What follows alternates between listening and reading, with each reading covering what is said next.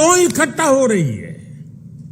जनता ये भी जान रही है कि वो कौन सा ग्लू है, गोंद है, जो इन लोगों को, इन पार्टियों को जोड़ रहा है। किस तरह छोटे छोटे स्वार्थ के लिए मूल्यों और सिद्धांतों से समझौता किया जा रहा है। लोग देख रहे हैं कि केरल में लेफ्ट और कांग्रेस एक दूसरे के खून के प्यासे हैं, लेकिन बेंगलुरु में दोनों पार्टियों के नेता हाथ में हाथ डालकर मुस्कुरा रहे हैं। लोग देख रहे हैं कि बंगाल में लेफ्ट और कांग्रेस के नेताओं पर, उनके कार्यकर्ताओं पर टीएमसी हमले कर रही है, लेकिन इनके नेता टीएमसी के खिलाफ कुछ भी बोलने से बच रहे हैं। इसलिए देश के लोग कह रहे हैं कि गलबहियां मिशन नहीं है, मजबूरियां है। इनकी सच्चाई आपको दूसरे राज्यों में भी दिखाई देगी। नेशनल कॉन्फ्रेंस के नेता और पीडीपी के नेता एक दूसरे को कैसी कैसी गालियां देते हैं। आरजेडी और जेडीयू के लोग कैसे कैसे शब्दों से एक दूसरे को नवाजते थे। देश की जनता ने यह सब करीब से देखा है और देख रही है। इसलिए इनकी नुरा कुश्ती हो या मजबूरी की दोस्ती, इसकी हकीकत 140 करोड़ देशवासियों के सामने आ चुकी है। साथियों, अपने राजनीतिक स्वार्थ के लिए ये लोग पास पास तो आ सकते हैं, लेकिन साथ नहीं आ सकते। इन्हें अपने कार्यकर्ताओं की भी परवाह नहीं है। ये अपने कार्यकर्ताओं से उम्मीद करते हैं कि जीवन भर जिसका विरोध किया उसका अचानक सत्कार करने लगे। अब ऐसे में इन दलों का कार्यकर्ता खुद भ्रमित है कि करे तो क्या करे। मैं तो आज ये भी कहूंगा कि जो लोग आज मोदी को कोसने के लिए इतना समय लगा रहे हैं, अच्छा होता वो देश के लिए सोचने में, गरीब के लिए सोचने में अपना समय लगाते।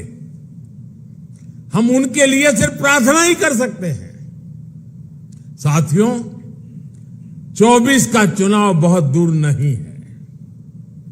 देश के लोग मन बना चुके हैं कि तीसरी बार फिर एनडीए को ही अवसर देना है।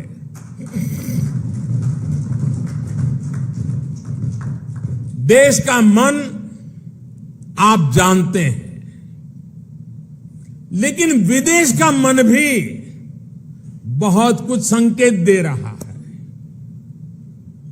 आमतौर पर जब भी किसी देश में चुनाव का समय निकट आता है तो उसका बहुत बड़ा असर उसके वैश्विक संबंधों पर भी होता है। हर एक को लगता है कि भाई अब तो चुनाव का वर्ष है, अभी इस सरकार के साथ अभी रहने दो, एक बार चुनाव हो जाए, नई सरकार आएगी तब सोचेंगे। स्वाभाविक है। कोई भी दूसरा देश उस सरकार के साथ जो चुनाव बिल्कुल निकट हो वहां संबंध बनाने से पहले, संवाद करने से पहले 100 बार सोचता है। फॉरेन कंट्रीज हमेशा चुनाव के नतीजों का इंतजार करते हैं। लास्ट ईयर जब होता है तो सोचते हैं कि भाई एक बार चुनाव नतीजा आ जाना तो फिर देखेंगे। जो सरकार जाने वाली होती है उस पर कोई भी देश अपना टाइम और एनर्जी इन्वेस्ट नहीं करना चाहता।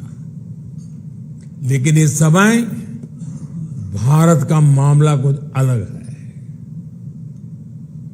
सबको पता है कि हमारे यहां कुछ महीनों में चुनाव होने वाले हैं, फिर भी अनेकों महत्वपूर्ण देश, चाहे अमेरिका हो, फ्रांस हो, ऑस्ट्रेलिया हो, जापान हो, यूएई हो, यूके हो, सब एनडीए सरकार के प्रतिनिधियों को इनवाइट कर रहे हैं।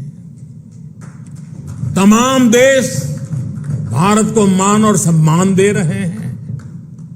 कितने ही देश भारत के साथ बड़े बड़े और वो भी दूरगामी समझौते कर रहे हैं।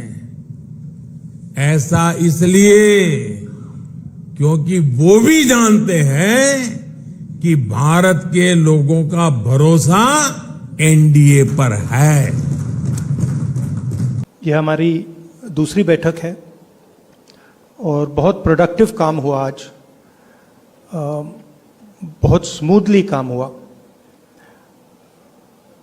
लड़ाई बीजेपी की विचारधारा, उनकी सोच के खिलाफ है। वो देश पर आक्रमण कर रहे हैं,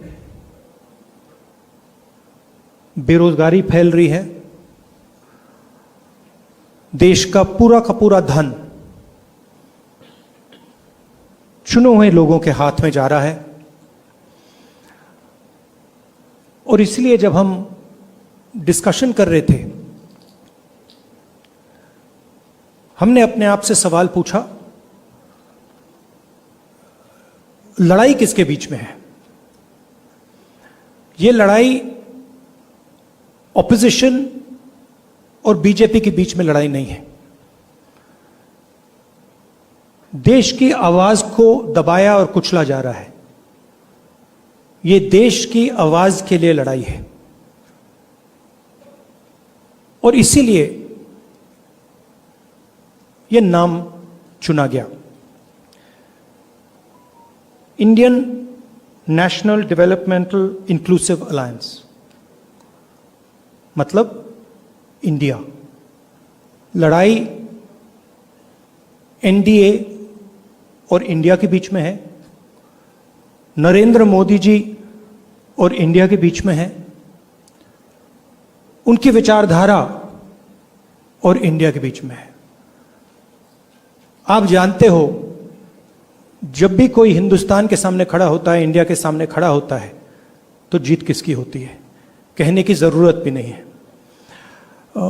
मैंने कहा दूसरी मीटिंग है, इसके बाद हमारी मीटिंग महाराष्ट्र में होगी और हमने निर्णय लिया है, सब ने निर्णय लिया है कि अब हम एक एक्शन प्लान तैयार करेंगे जहां हम एक साथ मिलकर देश में हमारी विचारधारा के बारे में और जो हम देश के लिए करने जा रहे हैं उसके बारे में बोलेंगे। जनता देख रही है कि ये पार्टियों